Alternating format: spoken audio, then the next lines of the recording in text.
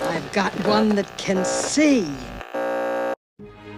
If you were wondering why everything going on in the world feels so terribly off, then you have come to the right place. A veil has been put over the eyes of humanity. Evil people in high places have been hiding the truth in plain sight and building a false reality on lies and deception for far too long. And now, their time is coming to an end. It's time to fight back, to wake up. This is a time to uprise.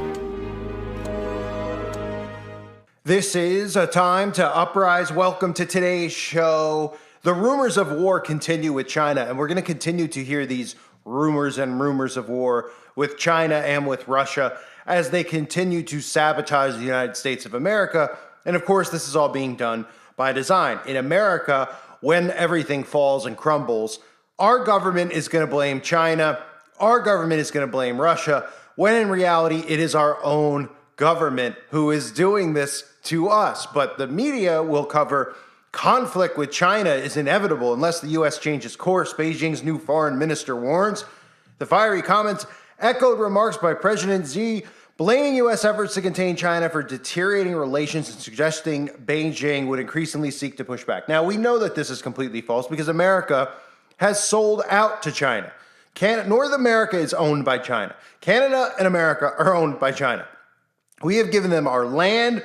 We have given them every single thing that they could possibly want. And what they want, inevitably, is to crush and destroy America. And our politicians are allowing it to happen because the only way that this new world communist order will thrive and be able to take place is with the destruction of America, because they know, the globalists know, that Americans are the hardest and the last line of defense for their new world order, because Americans are nationalists and Americans don't support what our government is doing. But let's take a listen to China and, the rumors of war. Well, China's new foreign minister has warned there will be war unless the United States changes its path. In a press conference held during the National People's Congress, Qin Gang hit out at the US and said its efforts to encircle China are bound to fail.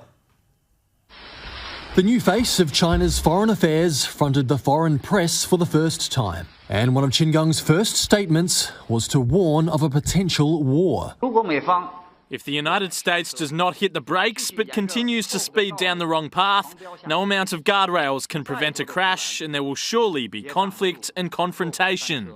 The former ambassador to the United States blamed the US for the souring of relations, denounced America's build-up of forces around China and its series of unsportsmanlike sanctions. The United States talks a lot about following rules, but imagine two athletes competing in the Olympic race if one side always tries to trip the other. This is not fair competition, but malicious confrontation. He talked up China's improving ties with Russia, but denied any transfer of weapons and levelled his own accusations around the conflict in Ukraine.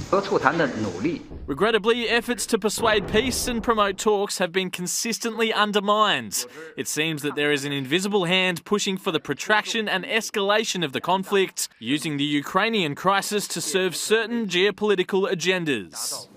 There have long been fears Taiwan would one day face a similar fate. Beijing claims the self-ruled territory as its own, has threatened to take it over by force, and carries out regular military activity around it. The Chinese foreign minister warned the US must not interfere in this matter, which he describes as China's first red line. Minister Qin Gang made it very clear that China in the next few years is not going to just listen to what is demanded in the West.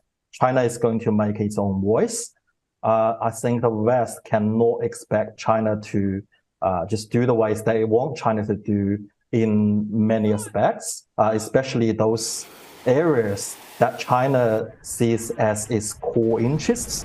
Australian officials will surely note Qin Gang's criticism of what he described as exclusive cliques of countries in the Indo-Pacific, which he claims make conflict in the region more likely. It was quite an introduction for the new man in an incredibly significant position, whose words and warnings now have great weight. Brent O'Halloran, Sky News in Taipei.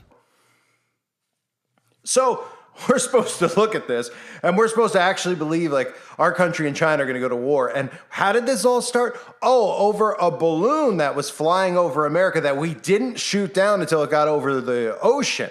That's supposed to be what has triggered bad relations between America and China. Huh? How about what should actually, if this was real, trigger bad relations between America and China, is America should have stepped in a long time ago and stopped China for what it was doing to its citizens, how it was enslaving its people, genocide on its people. But America never did that. In fact, the mainstream media never even reports on it. The mainstream media barely ever showed any clips of what was happening during the COVID lockdowns in China. You know how they were killing people's pets because they were saying that they were going to pass COVID from the pets to the people? No big deal, right? Oh, how about the fact that people were locked in their apartment buildings, which caught fire and the people burned to death? Because, you know, it was more important for them to be contained and locked in. You remember the horror videos that I showed you from people screaming out their windows? It sounded like a videotape directly from hell of people who wanted to escape being trapped in quarantine and then being forced to stay in there by the military. You know, those types of things you would have thought would trigger war between us and China. But we are owned by China. And you might remember I showed this clip a while ago, of course, on another deleted channel, where I talked about this because America is in debt to China, literally. And don't think that the narrative with America defaulting on their debt, they are subtly messaging this all over the place about how in June, if the Republicans don't pass for more, debt relief, that we're going to go into, default on our loans from China and everywhere else. Thus, they could pull the carpet out from under us. How convenient with everything that's happening that this narrative plays into it. But China, literally, not even just figuratively, as far as the Biden administration being sellouts, the liberals being sellouts to China. No, literally, our country's in debt to China. China has a huge vested interest in the American economy because it holds almost 25% of all foreign-owned U.S. debt. We owe the Chinese massive amounts of money. So what would happen if they immediately demanded payment? And why haven't they? Robert Krulwich always has a unique way of explaining things and does so in tonight's Closer Look. These are kids in Shanxi, China, reading out loud all together. It's kind of a reading exercise. But what I want you to notice is what this girl is wearing. Notice she's in a coat, zipped up, and so is he, and so is she. Many classrooms, look at the hats here in Chinese public schools, are not heated in winter. Yes, it would cost money to put in central heating, but the Chinese government has money. Oddly enough, a lot of that money is in America. When the Chinese ship products to the United States, we Americans buy their goods. Hi. How's it going? And we, of course, pay dollars. So China right now is sitting on a big sack of U.S. money, which they invest in America. Well, let's say that the Chinese sack of dollars is $1.4 trillion thick. That's a lot of money. So some Chinese are asking, why not take the profits that China has made in America and sell U.S. stocks and bonds and dollars and turn them into Chinese money so China can fix some of the problems they've got at home? So if China is going to change $1 trillion into Chinese money, that means China is going to sell $1 trillion and buy a huge amount of Chinese money. And moving that much wealth from one nation to the other will lower the value of the U.S. dollar, raise the value of Chinese money, with the unfortunate effect that then anything made in China becomes more expensive in America. If they take $1.4 trillion out of the United States and pour it into China, the value of the Chinese currency is going to more than double. If it more than doubles, everything we buy from China will be more than twice the price. And when the price of dolls and basketballs and everything goes up here and we buy less, what happens to all those people in China who have jobs making things for America? The Chinese government can't risk that. So for the moment, they can't take their money out of America. Not yet. Robert Krulwich, ABC News.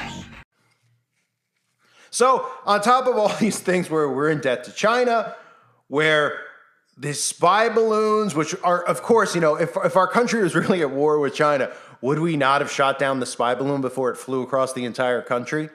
Okay? They own the United States. So our government has to put out this narrative of the boogeyman being China, the boogeyman being Russia. Why? Because if the people realized that it was actually our own government, there are lots more of us, obviously, than them. And thus, this would not continue to happen. The people would overthrow the government, for the government, of course, for treason, for the government selling out, for the government giving us all up to enslavement, which is what's coming. And of course, unfortunately, they've been able to get away with this because of the division they've caused between conservatives and repulsive people. The repulsive people, of course, are people who identify as liberals, who have very demented, warped minds, who don't understand anything that's actually happening. And of course, there's some liberal people who are nice people, I'm sure, but are very slow at not understanding, and they think everything's about being nice and not hurting people's feelings. So they play into their sensitivities.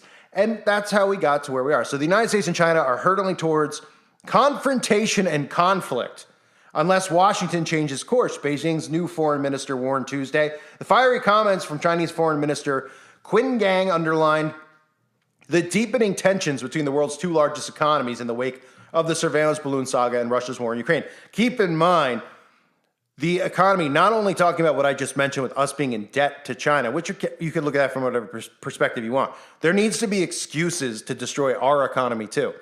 They just did it with COVID.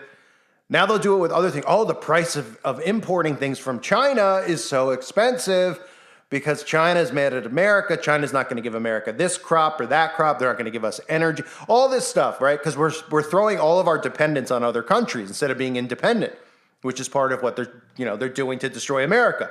All the other countries will say, we don't want to work with America anymore, or we don't want to be friendly with America. We don't want to be allies. We don't want to give these things to America. We're going to make it so that America can't have this stuff. We're going to starve out America. We're not going to give them crops. We're not going to give them oil. All these things that they want to have happen. But they need a boogeyman in every case. Otherwise, the only propaganda they can come out with is stuff like the January 6th Comedy Central special known as The Insurrection.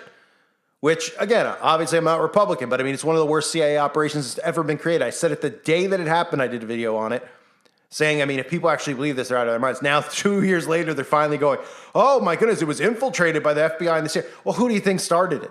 That's how all these protests and riots start. They're in the middle of it. They're the ones who rile people up. They're the ones who do the damage, and then whoever actually goes there and thinks that they're going to something that's a peaceful protest ends up getting in trouble for it. They lump you in, and they try to lump people like me and you in with the conspiracy stuff with QAnon, when obviously we all know what's going on, and the QAnon is a obvious CIA operation. Nonetheless, they echoed similarly sharp remarks a day earlier by China's leader, Xi, blaming U.S. efforts to contain China for deteriorating relations and suggesting Beijing would increasingly seek to push back. In a wide-ranging rebuke of U.S. policies, Qin, who until recently was the Chinese ambassador to the U.S., questioned President Joe Biden's assertion that the U.S. seeks competition with China but not conflict. In fact, the U.S. side's so-called competition is all around containment and suppression, a zero-sum game, he said, suggesting the conflict may be avoidable unless Washington stops trying to suppress Beijing. The U.S. side supposedly wants to put guardrails on U.S. relations and not to clash. In fact, it wants China not to respond in words or action when slandered or attacked. That is just impossible. So, I mean, this is all part of the show. Right?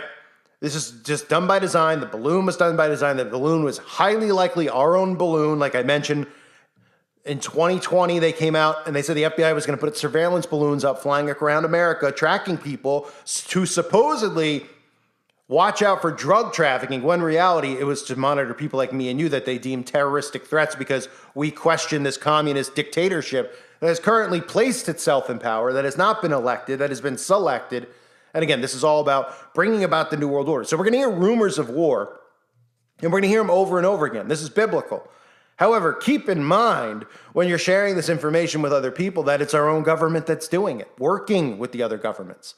Every government can present itself as a boogeyman to another country and not have to worry about a threat. So in other words, China could portray America and Americans as a threat to China.